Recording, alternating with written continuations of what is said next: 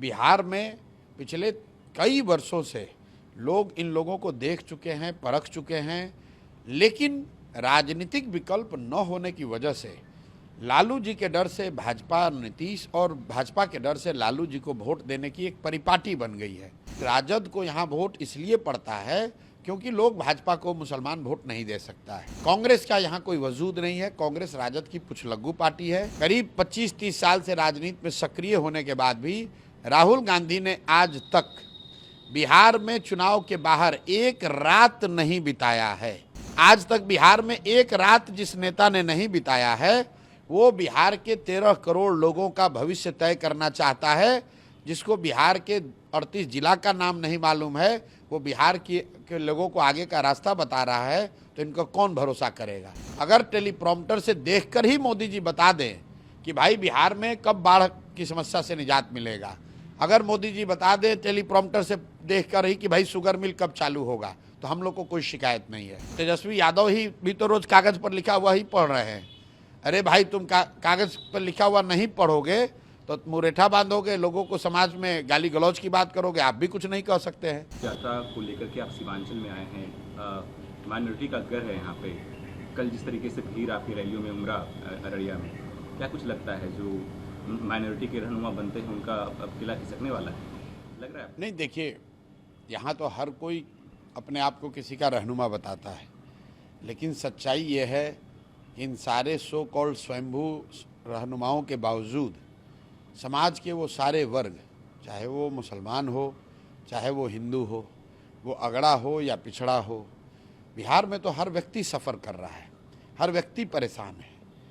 भाई यहाँ पर सामाजिक न्याय और समाजवाद की दुहाई देने वाले लोग, जिनकी सरकार यहाँ 35 साल से है, जो लोग अपने आप को दलितों का, अति पिछड़ों का, मुसलमानों का रहनुमा बताते हैं, मैं रोज़ एक आंकड़ा बताता हूँ कि बिहार में जातीय जनगणना जो इन लोगों ने कराई, उस जनगणना में ये दिखा कि आज भी 35 वर्ष से इनके शासन के बाद भी 5% से कम दलित, अति पिछड़े और मुस्लिम समाज के बच्चे 12वीं पास कर रहे हैं।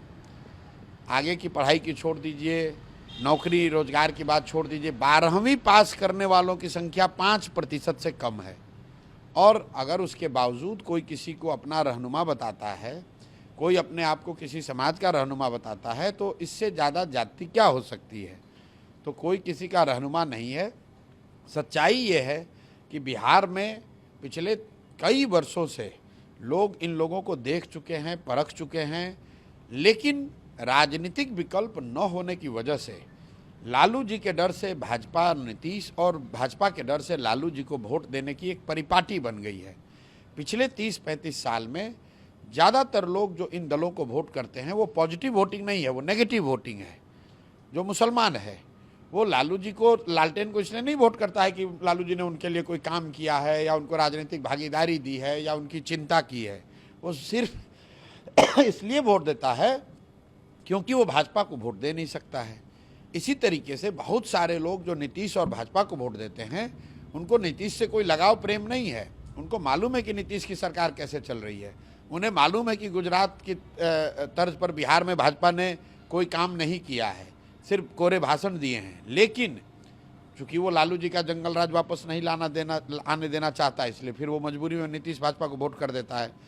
जन सुराज के आने के बाद से पहली बार पिछले कई दशकों में जनता के सामने एक रास्ता उनको दिख रहा है, उनको वो विकल्प दिख रहा है जिस पर चलकर वो समझते हैं कि एक बेहतर व्यवस्था बनाई जा सकती है, अपने बच्चों के लिए शिक्षा रोजगार का जुगाड़ हो सकता है और सबसे बढ़कर पलायन को बिहार में रोका जा सकता है। इसीलिए आपको वो भीड़ दिख रही है। वो भीड़ जन सुराज की और प्रशांत किशोर की ताकत नहीं है, वो भीड़ उन बदलाव की सोच रखने वाले लोगों को दर्शाता है जो बिहार में अब बदलाव चाहता है। कहा यह जाता है कि जो माइनॉरिटी वोटर्स हैं, खासकर वो कांग्रेस, एमआईएम अभी सीमांचल में एक्टिव हुई है पिछले 5 सालों से, और आरजेडी उसके पक्ष में वोट करती है। आप देखिए, आने से जिस तरीके से भीड़ आपकी रैलियों में उमड़ा है वो देखिए, भीड़ सिर्फ बात नहीं है। जब तो मैं पैदल चल रहा था तब तो भीड़ हम लोग नहीं जुटाते थे। उस समय भी भीड़ न होने के बावजूद मैं कह रहा था कि बिहार में 60% से ज़्यादा लोग बदलाव चाहते हैं, अपने बच्चों के लिए शिक्षा रोजगार चाहते हैं, एक नई व्यवस्था चाहते हैं, पलायन बंद हो ऐसी बात वो चाहते हैं। जहाँ तक आपने कहा दलों की बात, तो मैंने पहले एक्सप्लेन कर दिया कि राजद को यहाँ वोट इसलिए पड़ता है क्योंकि लोग भाजपा को मुसलमान वोट नहीं दे सकता है। कांग्रेस का यहाँ कोई वजूद नहीं है। कांग्रेस राजद की पुछलग्गू पार्टी है। MIM हैदराबाद की पार्टी है, उसको बिहार में कोई जगह नहीं है। जीत कर आई थी वो इस एरिया से। भाई फिर वही बात है, सीट तो कहीं कोई जीत सकता है। सीट तो उपेंद्र कुशवाहा ने एक पार्टी बनाई थी, उनके 3 MP जीत गए। सीट तो कभी मांझी जी की भी पार्टी कोई जीत जाती है। वो तो समीकरण है, व्यवस्था है, कोई एक समय है। MIM राज्य के स्तर पर समाज के लिए या मुसलमानों के लिए कुछ कर सकने की स्थिति में ऐसी बात नहीं है। 5 जीते, 4 फिर भाग के राजद में शामिल हो गए। इन दलों का कोई अस्तित्व नहीं है। इन दलों का कोई, बिहार में राजद दल है, बिहार में जदयू एक दल है, बिहार में भाजपा वाले हैं। तो एक गठबंधन जो है वो नीतीश भाजपा का गठबंधन है, बाकी उसमें जो लोग हैं वो सब छोटे बड़े पिछलग्गू दल हैं। इसी तरीके से दूसरे साइड राजद का गठबंधन है। कांग्रेस का कोई बिहार में वजूद नहीं है, 5% से कम वोट आया है। तो बिहार के पास, बिहार की जनता के पास 3 ही विकल्प हैं। एक, जो व्यवस्था चल रही है उसको अगर चलाते रहना चाहते हैं तो आप नीतीश भाजपा को वोट दे दीजिए।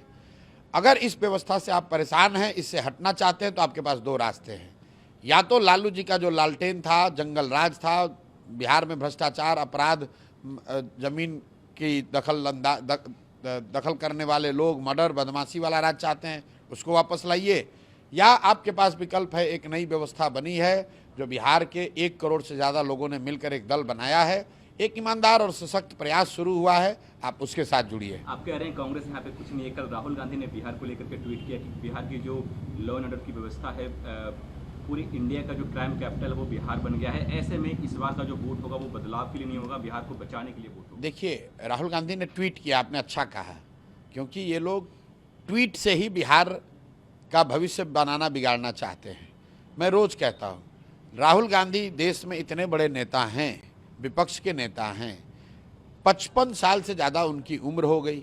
उनकी पार्टी ने यहाँ 40 वर्ष से ज़्यादा शासन किया है।